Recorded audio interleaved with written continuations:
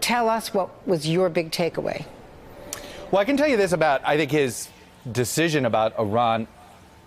He had enormous confidence about his decision not to do this. You get the sense, and this is what I am still not fully, you just talk to him, you know, he was cautious the whole day about this.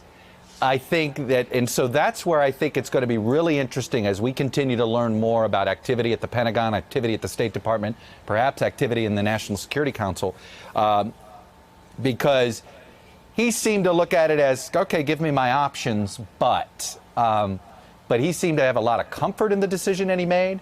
He seemed to have a lot of confidence, and he thinks the entire motivation of shooting down that drone was not to provoke a response, but to talk. So he still believes there is, he said, no preconditions. He'll sit down with either one, the Ayatollah or the president there. So that's what he wants out of this, it seems, is to talk. We'll see. The Iranians haven't given that indication yet, that's for sure. Well, I actually have some private indications that the Iranians have been reaching out, but have been blocked from communicating with anybody in the senior Trump leadership, so that there have been back channels through intermediaries and that they've gotten nowhere. That said, it's very difficult, knowing Iranians, for them to do anything overt, especially when they feel they're under attack on sanctions and the like. So that's possibly an explanation for their aggressiveness, and there's a huge there's another issue. Miscalculation. Yeah. Well, there's another issue that the Iranians have.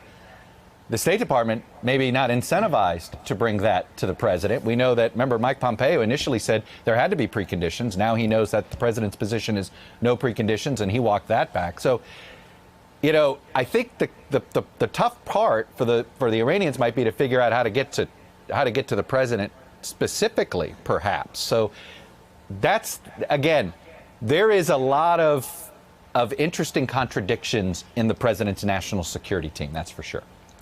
Chuck, one of the things that is very striking is that this president is really confident in his own decisions. Yes, he's prepared to push back against John Bolton.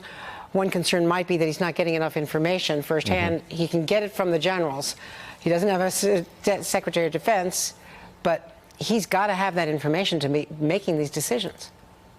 Well, it looks like it was he was getting the tactical advice from the Joint Chiefs, because he kept referring to the generals who said to him it was going to be, there was going to be some minimal casualties, and he decided that that wasn't a proportional response. So that's clearly who he's listening to on this.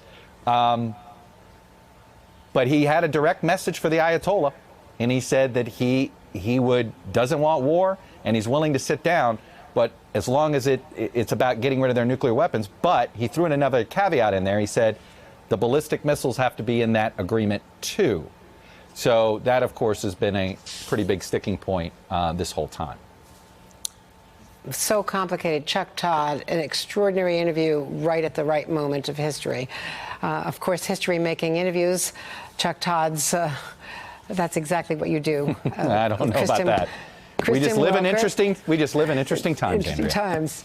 Well, Kristen Welker, Congresswoman Elissa Slotkin as well. Chuck, just one quick point, very briefly. John Brennan, right here, praised him for his decision to pull back. More on that to come. Hey there, I'm Chris Hayes from MSNBC. Thanks for watching MSNBC on YouTube. If you want to keep up to date with the videos we're putting out, you can click subscribe just below me, or click over on this list to see lots of other great videos.